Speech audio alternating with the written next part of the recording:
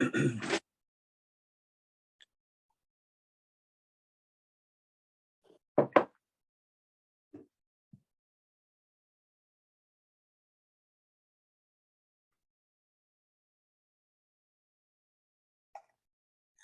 everyone. Thanks for joining us today. We'll give it a few minutes for folks to get into the webinar, and then we'll get started.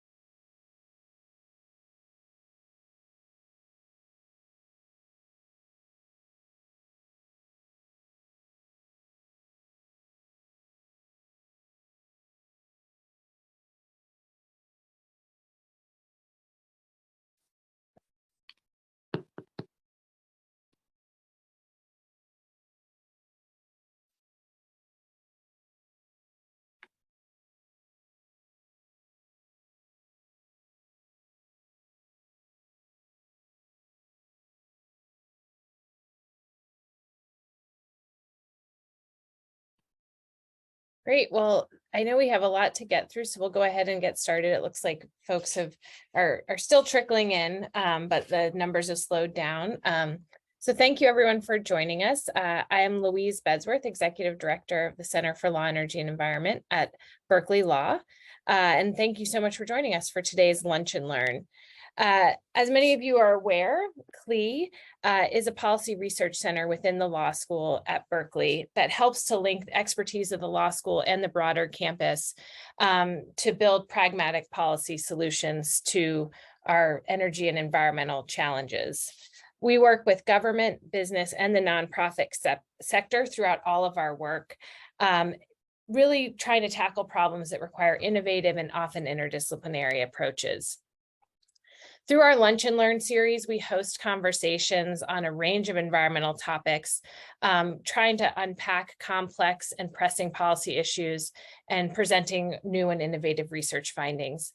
Our Lunch and Learn series is made possible through the generosity of our partners, Wilson Sonsini, Oric, and Hanson Bridget. So thank you to them for their support. Today, we're going to have a conversation around some of the recent climate bills that have been signed or come to the governor's desk here in California. And so we're joined by two experts from CLEE, Ted Lamm and Ken Alex. But I'll start with just a little background as we think through, sort of setting the stage for some of this conversation, because this spring and summer have seen several important actions in California to address and advance its climate policy. In May of this year, the California Air Resources Board released the draft scoping plan to outline how we're going to reach the 2045 carbon neutrality goal. And so it laid out, as shown here on this slide, 4 scenarios to reach this goal, including 2 that would have accelerated that target up to 2035. The recommended or preferred scenario was one that stuck with the 2045 target, but I think, looked at really a broad portfolio of reduction technologies, introduced the importance and the role for carbon capture and sequestration, integrated natural and working lands into the solution. As many are probably aware, the scoping plan was met with some criticism for not being aggressive enough. And so I think as we look to the steps that have followed, we can start to talk about that aggressiveness of the pathway. The CARB is now extending the timeline. The plan is still in draft form. They will be doing more outreach and engagement with adoption planned for later this year. The scoping plan also followed on a historic budget where we're seeing historic investments in climate. And I think a few important trends that we're seeing over the last few years in California's budget, which is moving away from really a greenhouse gas reduction fund focused climate budget into a much more comprehensive approach, using general fund dollars to fund programs to meet climate goals, also pulling in federal recovery dollars. And so this figure shows, this is actually from the January budget, a $37 billion package, which actually grew as we looked at what was adopted in the final budget. And continuing to see the commitment of the state to prioritize investment in lower income and disadvantaged communities. So early in the year, we saw these developments, and then I think throughout the legislative session, a number of bills moving forward to address the state's effort to reduce greenhouse gas emissions, to think about how aggressively we're doing that, but also how we're addressing the climate threats that we're experiencing now and are only going to worsen over the next several decades. Earlier this summer, Governor Newsom announced that California would ban the sale of gasoline vehicles, a potentially transformative announcement, as we're likely to see many other states following that path. And then over the past 2 weeks, we've seen a number of aggressive bills coming to the governor's desk, and we've seen some being signed. So today we're going to talk about these bills and how they help to catalyze and support California's efforts to meet its climate goals, but also what do they leave out and what more do we need? So we have two experts here today. We'll start with Ted Lamm, our Senior Climate Fellow here at CLEE, who's going to provide an overview of the legislation that has been coming forward. And then following Ted, Ken Alex, the Director of Project Climate and former Senior Climate Advisor to Governor Jerry Brown, will share his reflections on the recent legislation. Then we will open it up for Q&A. So I would encourage folks, if you have questions, please feel free to use the question and answer function, and we will try to get to as many of those as possible. So I will turn it over to you, Ted. Thanks so much, Louise, and thanks everyone for joining us today. I'm going to do a quick run through of the sort of big picture headline bills that are, I think, being considered the main climate legislation that's come forward and passed through both houses at the end of this legislative session. This is more expansive than what was sort of considered or announced as the climate package that the governor's office put forward. It includes those bills, as well as a number of other pieces of legislation that are expected to be signed, though very few of them actually have yet been signed into law at the end of the session, dealing with different aspects of the climate agenda. And we'll go through them kind of by topic. So first are I think probably the two most headline grabbing bills, AB 1279, which very crucially set in legislative text the state policy of achieving net zero GHG emissions by 2045. This had previously been a executive order policy that Governor Brown established in 2018, but was not binding. It directed agency action, but it was never legally binding. It now is.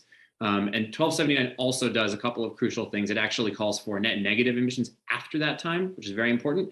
And it sets what the state considers to be a feasible actual emissions reduction target for 2045, which is 85% below 1990 levels, meaning that there is a gap between the reduction in emissions through all of our anthropogenic processes and the net zero target, which gets to our next set of programs in a second, which is carbon sequestration and capture. Relatedly, SB 1020 sets more aggressive renewable energy procurement targets for the state. The previous target was 60% by 2030. We are definitely in line to achieve that. This sets us sort of a clear pathway through to 100% by 2045 and a more aggressive pathway for state agency energy supply. Notably, a more aggressive emission reduction target for 2030 in AB 2133 did not pass. And there are a lot of question marks about whether the state is going to be able to achieve its current 2030 target, which is 40%. And the legislature did not deem it, I think, feasible to get to 55% in that timeline, given all the challenges we face for the next 7 to 8 years. So as I mentioned, carbon removal and sequestration are, as acknowledged in Louise's point about the scoping plan, and through these pieces of legislation, understood to be crucial to the 2045 carbon neutrality target. Two main pieces of legislation, SB 905, which deals with carbon capture and removal in the industrial process, and the bill directs a bunch of state agencies, primarily CARB, to create a state program to evaluate, create a bunch of regulations for these capture and sequestration projects, and create a streamlined permitting process so that some of these projects can get permitted more quickly. It also sets certain legal requirements around financial responsibility, property rights, and public health protections, things like that. AB 1757 is about one step back, but it starts to create the same type of process for natural carbon sequestration. These are natural and working lands. I know a big area of focus for Ken and Louise, and something that Ken will focus on as well. Definitely factors in the scoping plan and the overall emission reduction target, though the total capacity for the system, I think, is a little bit less understood. And just a quick note on SB 905, which is that 1279, which I mentioned on the prior slide, and 905 had in each bill a clause hinging the passage of the bill on the other. So 1279 could not become law without passage of 905 and vice versa, which shows the legislature's sense of how these two topics are closely linked. Also, a couple of very high profile and key bills on the oil and gas side of things. I'll take SB 1314 first, since that deals directly with the carbon capture and sequestration programs. 1314, which also has a clause that is included in 905, bans the use of captured carbon for enhanced oil recovery. This is a practice that the oil and gas industry has used and uses a lot. And going forward for the projects that the state is permitting on carbon capture, the captured carbon cannot be injected for the purpose of producing more oil, though captured carbon can be captured from oil and gas related facilities. So a fossil fuel producing facility could create or install a carbon capture process. The gas that is captured cannot be used to inject underground to produce more oil. And 1137 very prominently establishes a buffer zone for new oil and gas extraction sites and sensitive receptors like homes, schools, medical facilities, et cetera. This is a policy the state has considered for a long time, and the oil and gas supervisor was in the process of developing a regulation for it. It is now state law. Importantly, it only applies to new wells. It does not apply to old wells, although any reworking of an existing well could fall under this category. So wells may get phased out if they're in those buffer zones over time. Very important public health and safety protection. There's a series of bills on electricity and transmission, a number either accelerating transmission approval processes or requiring the PUC, the Public Utilities Commission, and investor-owned utilities to identify high priority transmission facilities. These are obligations that fall on the utilities and the Public Utilities Commission primarily. Also some community solar programs, similarly, programs that run through the utilities. And very importantly, something Ken will talk about in a minute on a separate track, legislation that will facilitate the extension of the Diablo Canyon nuclear facility through 2030. It's the first step in a process that Ken can describe in a little more detail, but a major baseline source of power on the electricity side as we try to decarbonize the rest of the grid. There's also a suite of laws that actually the governor did sign into law last week on extreme heat, creating an advisory committee, warning systems, some guidance for outdoor workers with a focus on pregnant workers, and requiring community resilience centers to serve in extreme heat events and meet certain requirements. There's also a broader resilience push that focuses on the creation of new resilience districts, which can deal with governance and funding for resilience programs. And that includes a focus on heat, but is not exclusive to heat. And these all actually became law last week. And then finally, a couple of housing measures that may or may not receive the governor's signature, but did make it through both houses. And these are seen by many as very closely linked to climate, even though they are not climate bills. The first is AB 2097, which prohibits what has been in state law for a long time, which is minimum parking requirements. So new developments, local governments cannot require that they have on-site parking if they are in transit zones. And this will increase the density of and reduce the cost of development in those density zones, improving access to transit and reducing emissions from vehicles. And then AB 2011, which facilitates more multifamily housing development in certain commercially zoned properties, similarly helping to increase density, reduce reliance on individual vehicles, and achieve the state's vehicle miles traveled reduction and public transit goals. So I believe that is the full slate of bills that we have for you today. We will talk about some of these in more detail, and I will pass it over to Ken, or I'll pass it back to Louise for a switch over to Ken. Great, thanks, Ted. And I am just simply going to pass it on to Ken. Thanks to you both, and for everybody who's joined today. I'm just going to make some quick general observations, and then we'll follow that up with some specifics through some questions that Louise and Ted and I will pose. So some general observations first. I think we at this point almost take for granted the California's leadership on climate. And we probably shouldn't. I think this got national, the set of bills and effort got national coverage and international recognition, and probably deservedly so, probably got less attention paid to it here in California. And I will say last year, the legislative year before, there was a lot of consternation among senators and assembly people who wanted more action on climate and felt like there was very little. The other, another general observation is that the governor's participation radically changed the legislative session. He came in with 3 weeks left in the session with 5 or 6 proposed bills plus Diablo, and that changed the entire conversation around climate. And it underscores how important the governor and the administration is, even in the legislative process around climate. So he should get a fair amount of credit.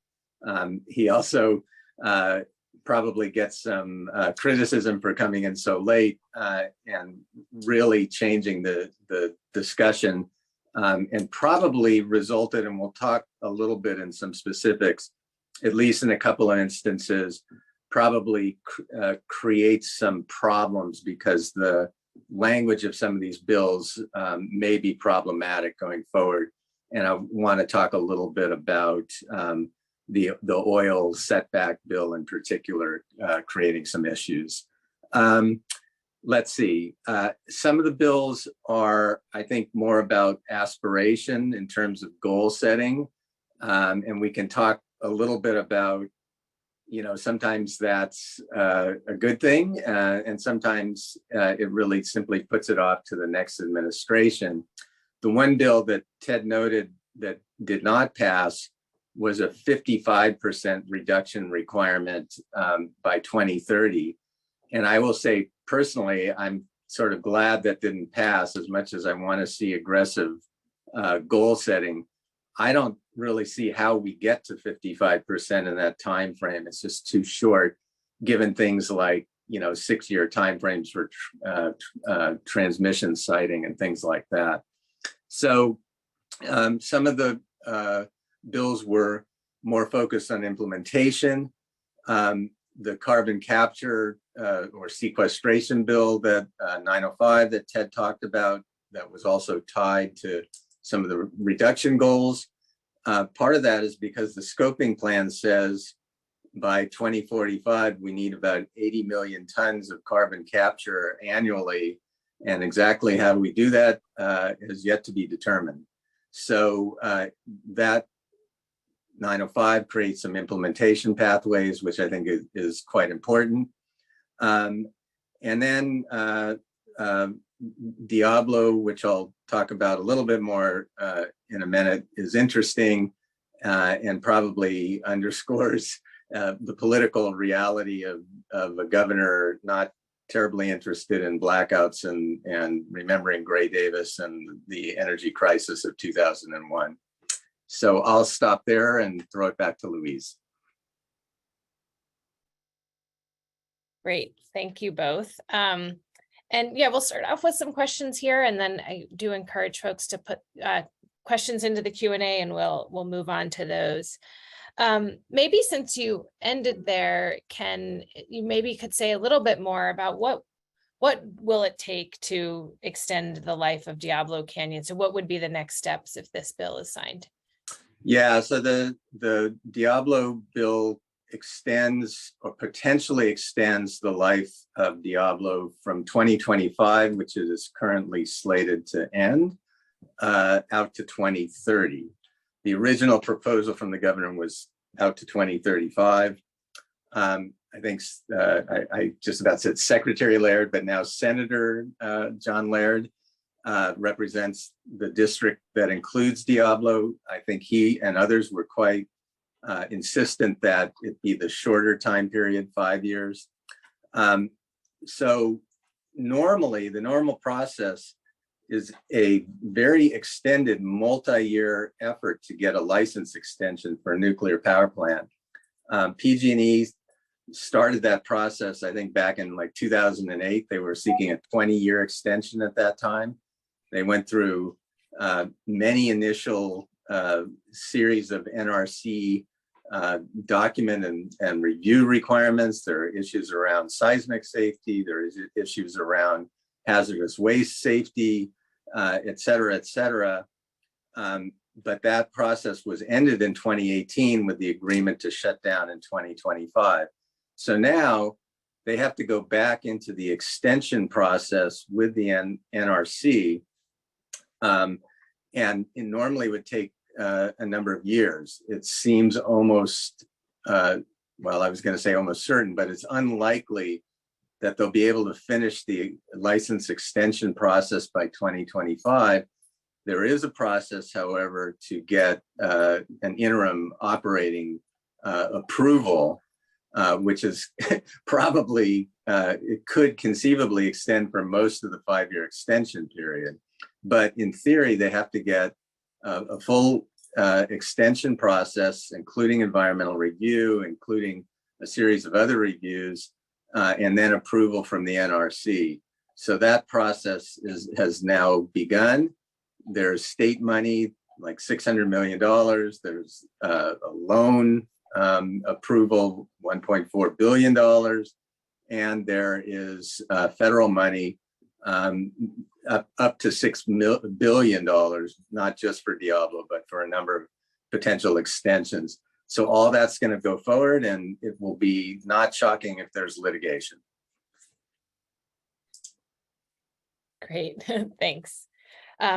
Maybe then sort of stepping back, I'll ask both of you, what do you think is, if there is one most important piece of this package, you know, is there something key that's getting into statute through these bills that you see as a major, will unlock major potential to reach the state's climate goals? I think also we know that, you know, having the aspiration there, as you noted, Ken, is really important.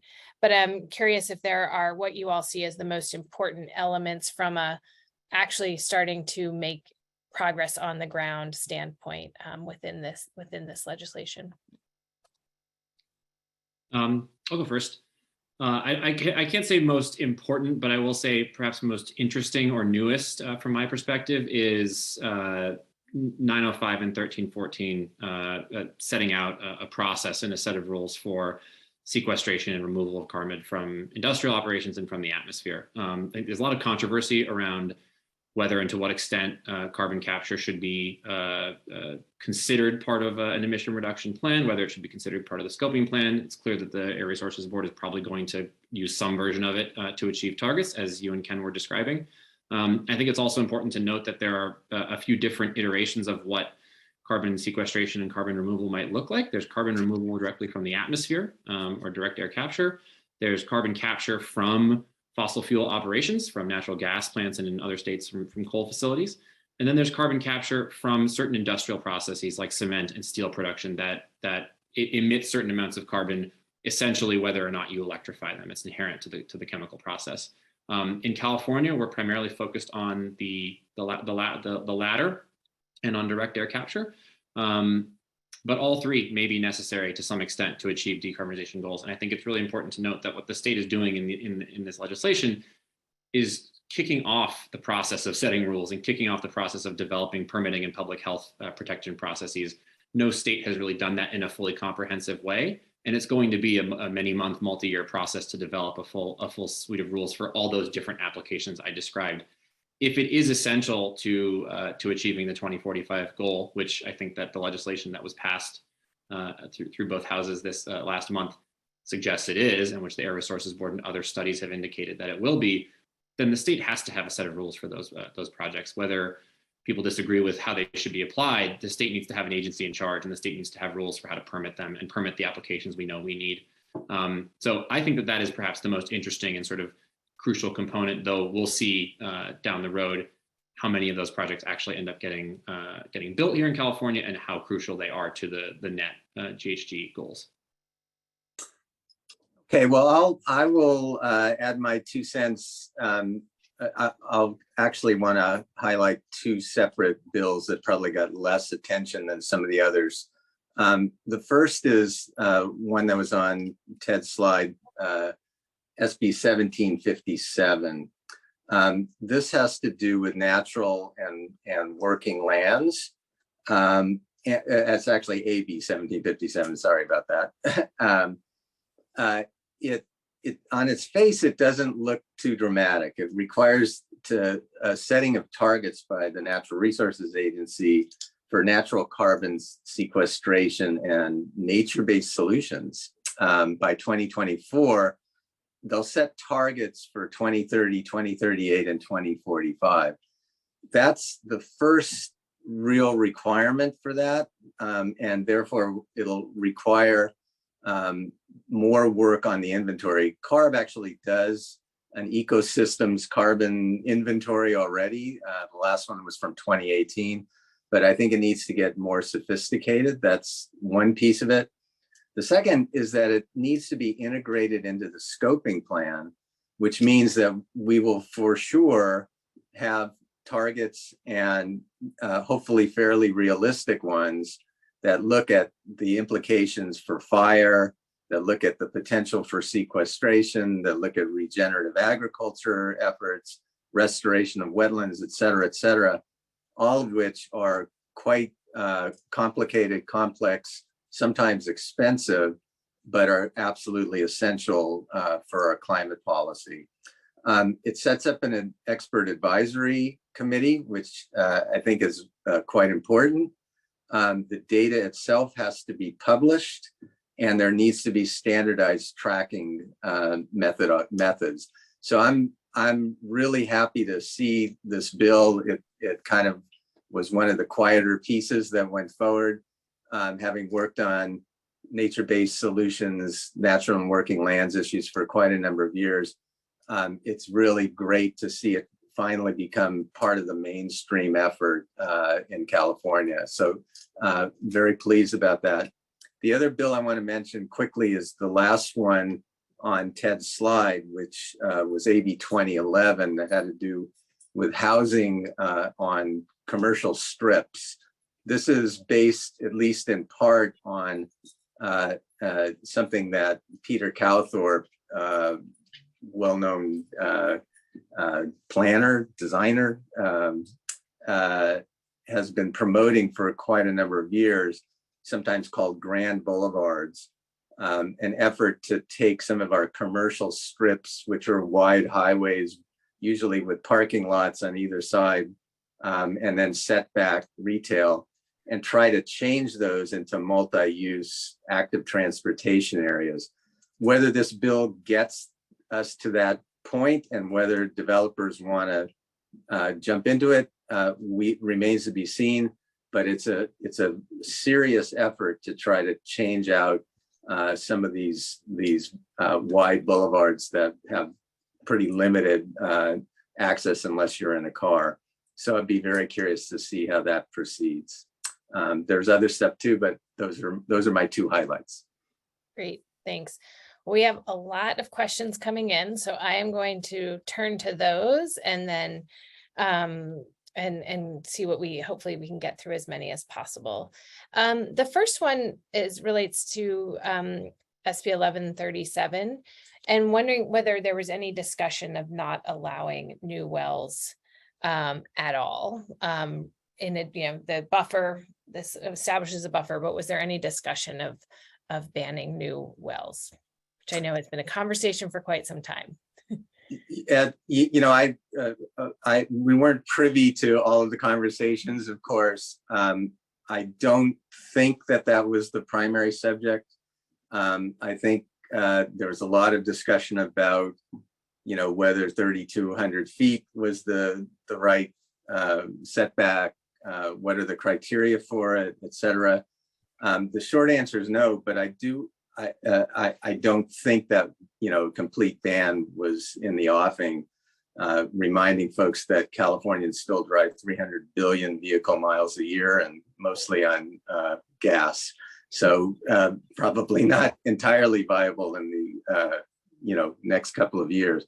I do want to say something about 1137 though, because this is a place where I think a little more time would have been helpful. There are efforts, for example, in some Southern California oil fields, of which there are quite a few along the coast near Huntington Beach, Seal Beach, et cetera, near where I grew up, that could be consolidated, and they're often in wetlands. But if you consolidate those wells and then restore the wetlands, which I think a lot of people think is a good idea, and there has been some effort around that in Long Beach, you almost certainly cannot meet the setback requirement. And so this bill may be precluding consolidation of wells which could restore wetlands.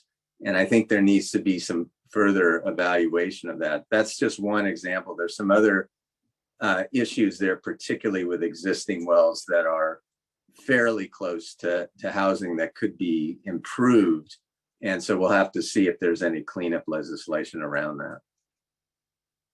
Great, thanks. Next question I'll ask is how you expect this year's this package of legislation to affect the push for reducing or eliminating natural gas for residential uses. I'll say on a quick note that there's not much in this sort of end of session package, I think, on that point. However, there's a lot of money in the budget that Louise was describing earlier for building decarbonization efforts, and the state has continued to push out a lot of money for retrofits, for heat pump technology, and in particular programs for lower income Californians. There's a huge gap between what's happening in our residential buildings and what we need to do between now and 2045, especially given the slow turnover in building replacement and the age of the building stock and slow construction rates. But there is a lot in the budget, not a ton on sort of the mandate side. I think that is one of the big next steps to hit, is to figure out what a phased process to actually eliminate natural gas infrastructure over the next 22, 23 years looks like. I'll also add that the recent the federal Inflation Reduction Act, sorry, I forgot the name because it doesn't line up with what it does. The Inflation Reduction Act includes potentially some substantial money for all states, including California, to pump right into the retrofit and the building decarb space. So a lot of money to get the work done, not as much on the sort of legal guidance on requirements. Great. Another question that you probably both have some thoughts on, but is for relating to local governments, and that are, local governments are actively creating climate action plans. What do you think, how do you think these bills, particularly AB 1279, affect local governments who are doing that work?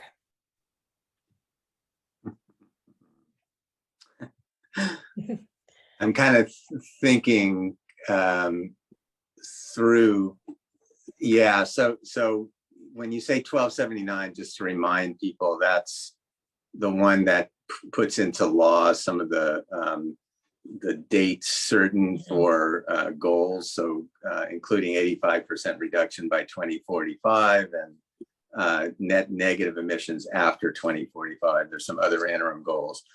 So in all likelihood, that needs to be, now it's state law.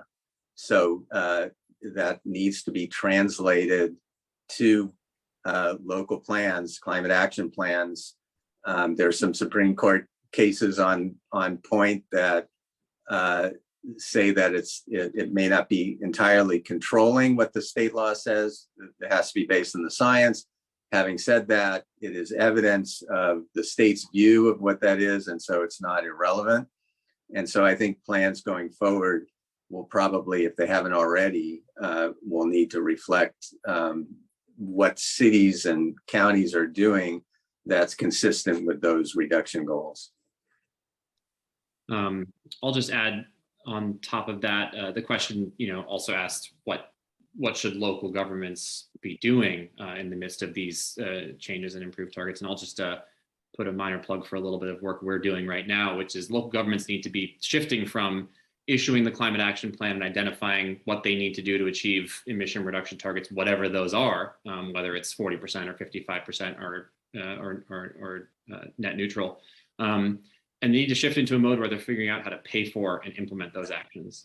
We've seen hundreds of California local governments in major cities issue really progressive and interesting climate action plans that detail how, what they're going to do over the next few decades. And cities are not identifying how they're going to get the funds together to invest the tens of billions of dollars they need. We're working right now with the local government on an analysis of how to start that process. And I think it's a process that every major city and county in the state should be starting as well. They're not going to have all the money on their own hands. A lot of it's going to come from the federal government and from the states and from other sources and from businesses and everything that's on the table, but they need to figure out how to structure that, given that we know what needs to be done between now and 2045. Great, thanks.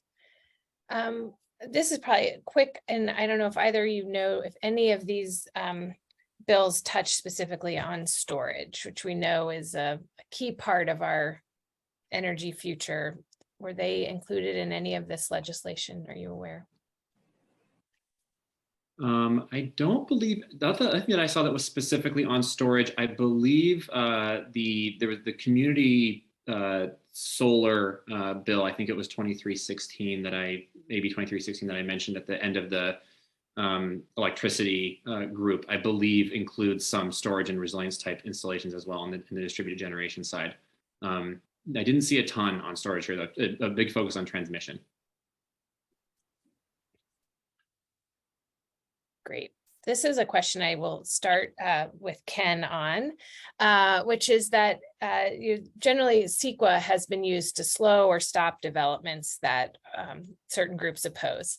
So to get to 2045, we're going to need significant developments in the energy system. Should there have been an effort to prevent CEQA from slowing down some of the changes that we're going to need and that are necessary to reach these state goals? Well, we could have a long discussion about whether it's CEQA itself, whether it's local government planning issues, where in the process it needs to be.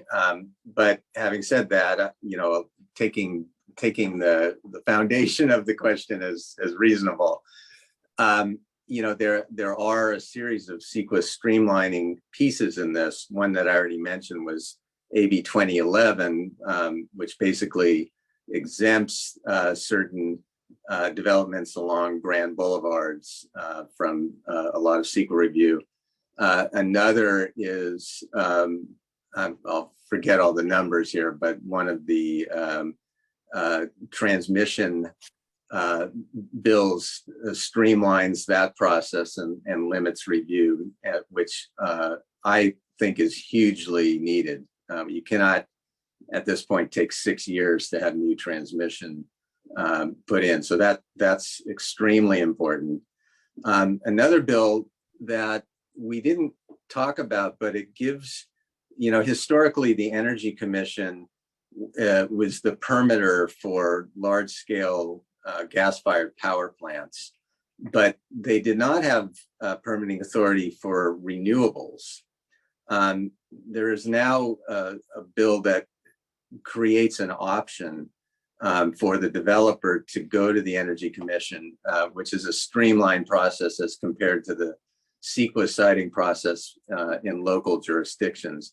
I like that quite a bit, because I think what local jurisdictions should do, like Kern County, which has quite a lot of renewable utility scale projects, I think that should really promote a broader planning process in those jurisdictions, so they can say, look, we've made some preliminary decisions about how we site these locations, and we can speed up the renewable, whether it's storage or carbon capture facility, whatever it might be. We can speed that all up because we've done some serious pre-planning about where we would site and how we would do it. So I'm hopeful that option to go to the Energy Commission is going to really promote more local planning. So whether it's CEQA itself in particular, or a series of planning issues and permitting issues that slow the process down. We absolutely do need to find ways to speed it up. And I think there are some real good examples of that in the current legislation before the governor. And Ken, that last bill you mentioned, that was AB 205, correct? The accelerated process through the CEC. I don't remember numbers at this point. I'm getting old, but I'll take your word for it. I believe so. One of the other one of the Q&A participants Yeah. asked about 205. I think that was the one you were just speaking about. Great. Great. And this is an optimistic question, so I will put this out there, which is over the time between now and 2045, how much flexibility in goals and incentives can these bills accommodate? So if there was unexpected breakthroughs in technology or ways to rapidly reduce emissions, you know, how can that be accommodated within some of this legislation? And or you know, are there places where the legislature will have to go in and modify or add new requirements or opportunities?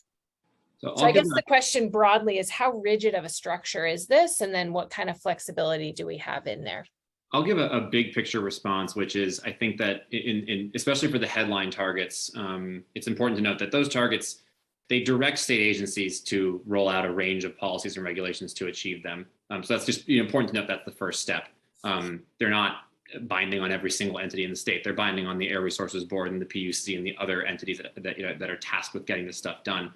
And I think that the scoping plan information that Louise presented earlier is a really good example. The Air Resources Board earlier this year put out 4 options for the next scoping plan, which sets the rest of the agenda for the rest of the state. And some of those were more aggressive than what state law required at the time. And the idea of throwing out a strategy to achieve carbon neutrality before 2045, no state law referenced that or required it. That was the Air Resources Board exploring different options. Ultimately, they did not, at least in their initial proposal, intend to go with that option, but they demonstrated the flexibility to be more aggressive if the technology and the options on the table and the costs permit it. So I think that built in, there's an expectation that where it's feasible and cheaper and cost effective to do things before 2045 or before the statutory requirements, that can and will happen. Another example is the existing renewable procurement standards that we've had for a couple decades now. The major utilities have consistently achieved those goals in advance, and we've achieved our renewables our goals long before the state law requires them to be hit, and that may continue. That's an example of why the legislature really ramped those targets up for 2035 and 2045. So I think there again, there's no barrier to individual entities or to state agencies being more aggressive. These really just set the floor. Great, thanks. And along those lines, we at the end of the session heard a lot about the need for a Marshall Plan. And so if we need to be putting in 2,500 megawatts of clean energy per year storage, we talked a little bit about the transmission and siting and what else is needed to really accelerate this kind of, to work at the scale and pace that we need to. Well, I'll take on some of that. Both Louise and I have background of having spent some years at the Office of Planning and Research in the governor's office and at the Strategic Growth Council. And what I think is really not only possible but necessary is to do a little bit of what I mentioned before, which is county by county to work on how do we site facilities? How do we do it in a least conflict way? How do we bring in community participation so that it's not perceived as simply being dictated, but really in a much more comprehensive way, think through the next 20 or 30 years in relation to both climate change, which would include resilience issues, but also how do we site renewable facilities? How do we capture carbon? How do we move it? What is the role of natural and working lands within that jurisdiction? And then have that replicated to a large extent at the state as well. And if we can put those things together, I think you have a better sense of community overall, and you have greater resilience, and we have really a chance to meet the state's goals and to show how to do it. There's a lot more to be said about that, but that's kind of my 30-second rendition. Ted, anything to add? I think I just tied back to what I said earlier about funding climate action plans, and ultimately so much investment has to happen at the local level, and it's investment that's going to benefit individuals in different jurisdictions. So I think that, to the community point Ken was making, actually starting to roll out those investments via local governments will do a lot of what Ken was talking about. I want to add one other thing that you kind of sparked, which is, the Marshall Plan was a lot about investment of public funds. And, clearly we're going to see that with this budget in the state, and also the Inflation Reduction Act, the Build Back Better, whatever the names of these things are. At the federal level, there's a pretty big injection of dollars, unprecedented. But in terms of having enough for local communities, for the resilience work, for sea level rise, for drought, for et cetera, the plague of horrors, it's going to take many hundreds of billions of dollars. And so it has to be a little different than the Marshall Plan. We also have to figure out how to get private finance to be a significant portion of this. And again, that's a longer discussion, but there's some very interesting approaches that we're starting to see, that some of them are around things like natural and working lands in a different way to try to bring out some of the benefits that are not often monetized, and there may be some other approaches that are novel as well. Great. Okay, so there's so many great questions here. So I'm going to try to get to pivot a little bit to a topic I know is one of Ken's favorite topics, which is methane. And the note that, of course, methane is a much more potent greenhouse gas, and short-term reductions of methane will be really valuable to us in addressing climate change. And so there are a series of questions here about what focused efforts are being employed to prevent methane emissions, where there are places where it is escaping into the atmosphere that we know of, so concentrated places. And so sort of many of these bills didn't talk about that specifically, but if there's more, anything you could add there on the methane side, that would be great. Well, as Louise knows, I can talk about methane ad nauseum, so I won't do that. But one thing to note in the budget, not hugely recognized, but there was $100 million item for California to work with satellite data. California is part of something called Carbon Mapper, along with JPL and University of Arizona, and a private company here in San Francisco called Planet, putting low orbit satellites, which have detection facilities to identify sources of emission for methane in California and around the world. California is now funded to help directly with that effort, and will also be a repository for a lot of the data coming back. So those are point sources, the fairly high emitters. So that's one piece of it. In addition, there's a huge amount of work being done around sort of sensors and drone technology to identify leaks at a smaller level. That's particularly important in the oil and gas industry, where there are literally hundreds and thousands of potential locations for leaks that need to be subject to what's called LDAR, leak detection and repair.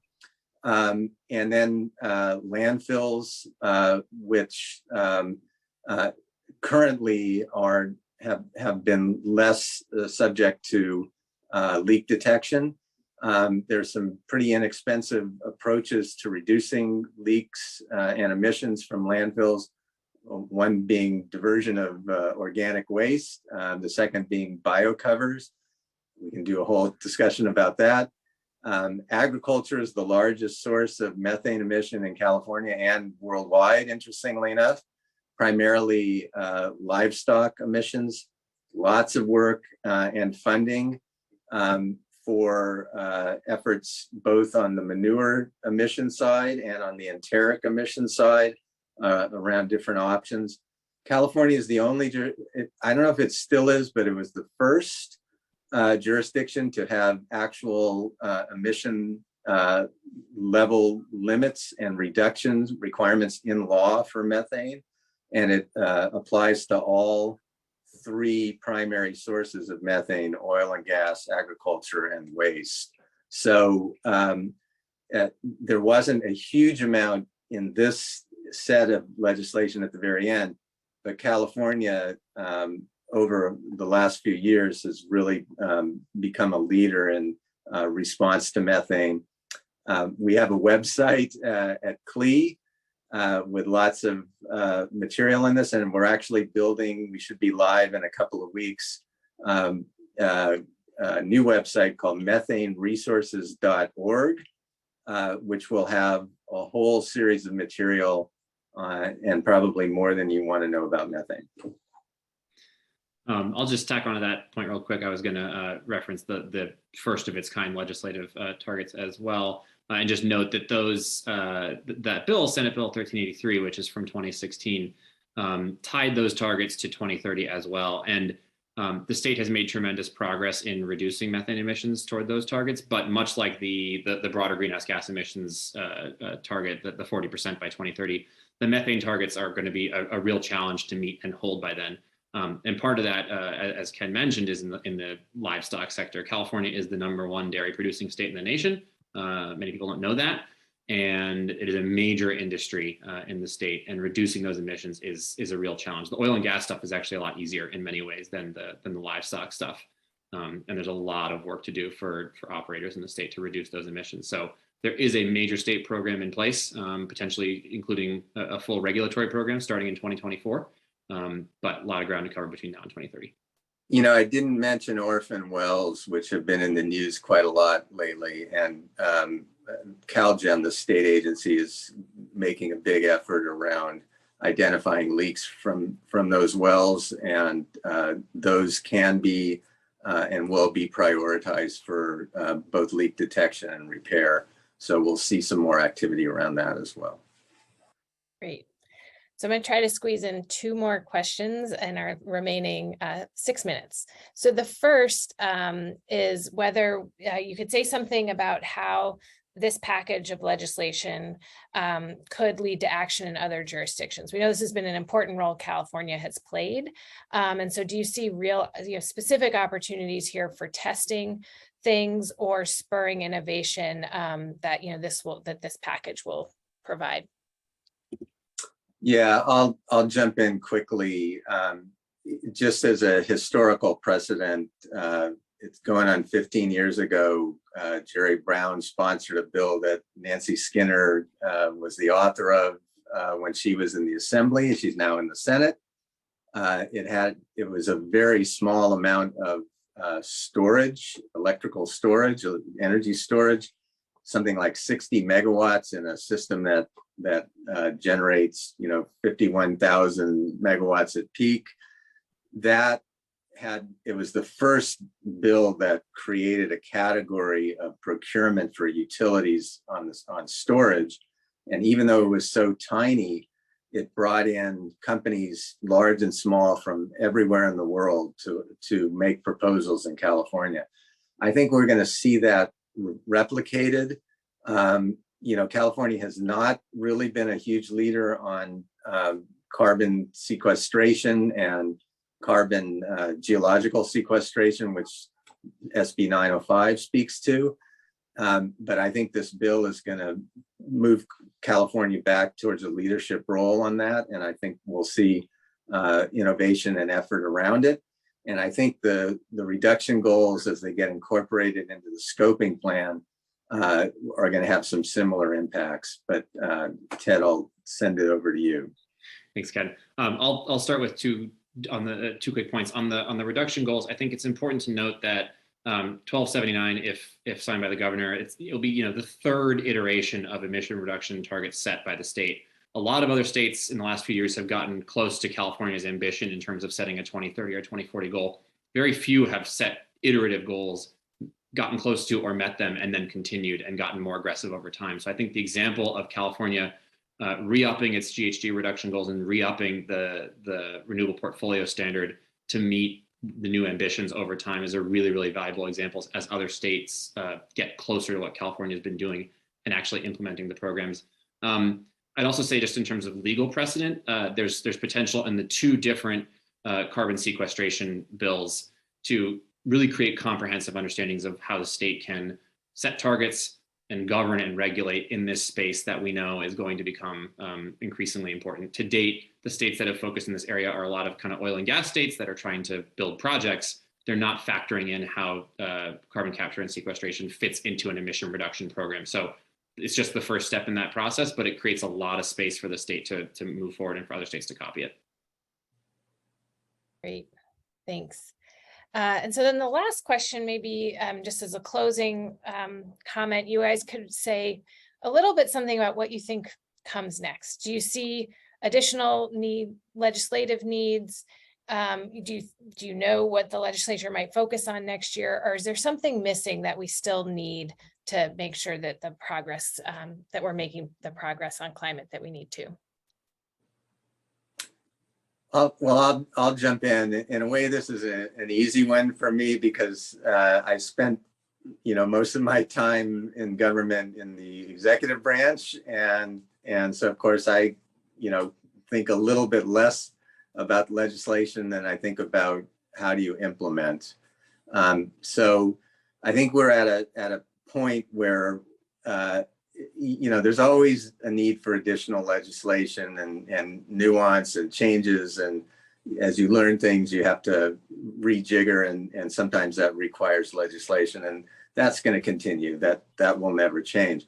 But I think 80+% of what needs to happen now, as Ted hit on earlier, is implementation. I'll give you a quick example of another thing that we're working on at CLEE, which is how do you actually get electric vehicle infrastructure in underserved communities around California? There's a bunch of money for it. There's a real interest in it. There's a lot of energy being focused on it, but there are dozens and dozens of hurdles to make that actually happen, from how do you site it to who owns the electricity, who has access to it. Is it all about individual cars versus different transportation options, et cetera, et cetera. All that stuff takes time and effort, and it takes work. And so to me, almost all of this now has to be about implementation. And I'll build on that with a key sort of element in the implementation sphere, something that has come up in a couple of the different bills we talked about, but was not an explicit focus of this discussion, which is how the environmental justice issue filters into all the different issue areas that we've talked about today. Obviously a huge issue in the carbon capture and sequestration realm, huge issue in transmission siting and new facilities, among the many other areas that we're talking about. Building decarbonization, obviously. The state has made, I think, tremendous strides in addressing environmental justice concerns throughout legislation. And part of the reason we didn't discuss it as a standalone item is because it's baked into most of the laws that we talked about. But as implementation becomes a factor for each of these different bills, how the different agencies responsible for rolling them out deal with the environmental justice implications of their decisions and of hitting these targets is going to be, perhaps the determinative factor in how quickly they get done, and how making sure they get done in an equitable fashion. So that's kind of just, I think, putting a finer point on Ken's implementation point, but it's perhaps the crucial one. Great. Well, thank you both. And I know we have hit the hour. I want to say thank you to everyone for joining us. Thank you for all the great questions. I'm sorry that we were not able to get to them all, but they were terrific fodder for discussion. So thank you to everyone. And again, thank you to our partners, Wilson Sonsini, Oric, and Hanson Bridget for supporting our Lunch and Learn series.